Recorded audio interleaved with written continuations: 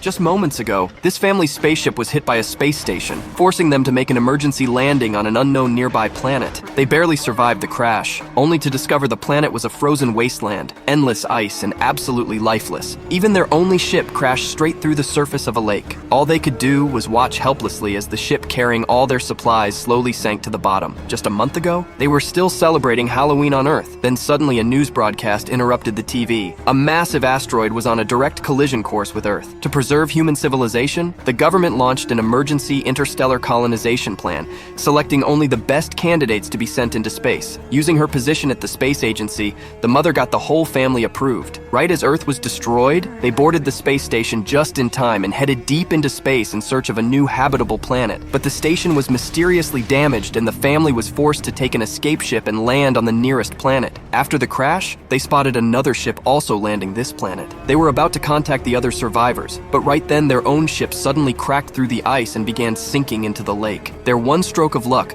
was when a tear in the father's suit accidentally revealed that the planet's air and gravity were identical to Earth's. But in just 6 hours, once the sun sets, the temperature will plummet to minus 60 degrees. By then, their ship will be frozen in a lake of ice 50 feet thick.